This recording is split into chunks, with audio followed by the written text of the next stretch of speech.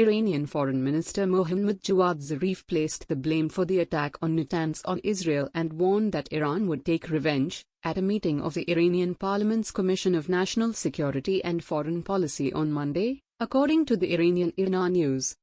The political and military officials of the Zionist regime had explicitly stated that they would not allow progress in lifting the oppressive sanctions, and now they think that they will achieve their goal, but the Zionists will get their answer in further nuclear progress, said Zarif.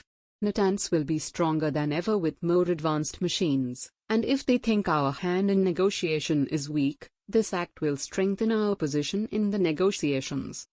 According to the Zionists, they want to take revenge on the Iranian people for their success in lifting the oppressive sanctions, but we will not allow it, and we will take revenge for these actions from the Zionists themselves, said Zarif, stressing the need for proper protection of facilities and nuclear scientists and the need for attention, in order not to fall into the cunning trap designed by the Zionist regime.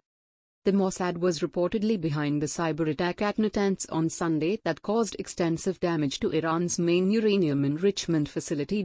Prime Minister Benjamin Netanyahu called the Security Cabinet's first meeting in 2 months to discuss Iran next Sunday amid increased tensions with Tehran. Western sources quoted in Israeli media said the attack, which was initially referred to as an accident by Iran, was carried out by the Mossad. Iran admitted on Sunday evening that the so-called accident was the result of a terrorist act. The country's nuclear chief, Ali Akbar Salehi, said the international community and the International Atomic Energy Agency needed to deal with what he called nuclear terrorism.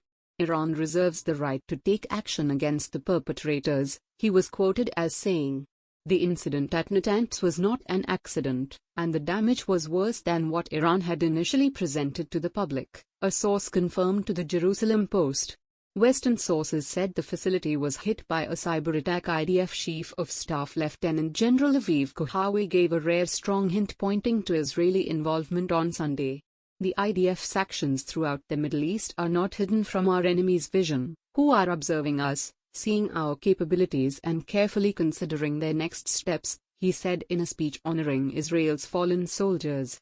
By virtue of clever operational activities, the past year was one of the most secure years that the citizens of the State of Israel have known, Kohavi said. We will continue to act, combining power and discretion, determination and responsibility, all of this to guarantee the security of the State of Israel.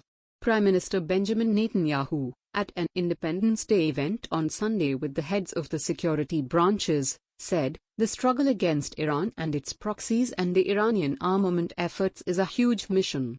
In a possible reference to the reported Mossad operation taking the uranium enrichment machines offline within hours of their launch, he said, the situation that exists today will not necessarily be the situation that will exist tomorrow. Natanz has in the past been targeted by Israeli cyber operations, according to foreign reports. In 2010, the Stuxnet virus attacked the facility in a joint operation with the US, destroying more than 1,000 centrifuges. Iran said there no injuries or pollution were caused by the incident on Sunday. Malik Shariati Niyasa, an Iranian MP and spokesman for a parliamentary energy commission, wrote that the incident was highly suspected as being sabotage, being that it occurred on Iran's National Nuclear Technology Day and amid the renewal of talks between the Islamic Republic and Western nations on the Joint Comprehensive Plan of Action nuclear deal of 2015. The Iranian parliament was following the details of the incident and would announce an opinion on the matter after receiving and summarizing the information, he said. Earlier on Sunday, Iran said a problem with the electrical distribution grid of the Natanz site had caused an incident. Iranian MP Ali Haddad placed the blame for the incident on Israel. Yesterday the assassination of a nuclear scientist and today the attack on the Iranian ship Suez and the sabotage of the Natanz nuclear facility, he tweeted. Haddad called for deterrence and not restraint. When commitment is translated as restraint, the Zionist enemy dares to strike more blows, he said. The attack against Natanz took place a day after Iran began injecting uranium hexafluoride gas into advanced IR-6 and IR-5 centrifuges at Natanz and was revealed as U.S. Secretary of Defense Lloyd Austin was visiting Israel.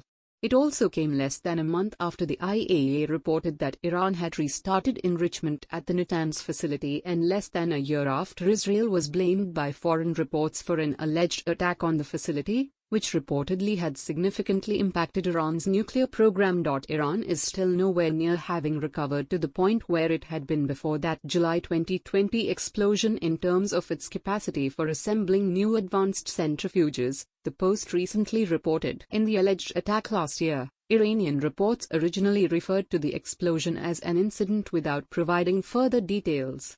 The centrifuge assembly hall was blown up by the enemy a few months ago, but we did not stop and temporarily set up the hall that made up for the lost hall, Iranian nuclear chief Salehi said Saturday, according to Iran's semi-official Fars news agency.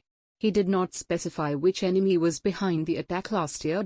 Iran is working to move sensitive facilities at Natanz further underground and hopes the new underground halls will be ready next year, Salehi said. Tensions are rising between Israel and Iran amid a number of attacks on Iranian and Israeli maritime vessels, with recent reports claiming that Israel has hit dozens of Iranian ships in recent years. On Tuesday, a spokesman for the Iranian military blamed Israel and the US for causing an explosion on the Islamic Revolutionary Guard's Qusay's vessel in the Red Sea, Sputnik News reported last Thursday.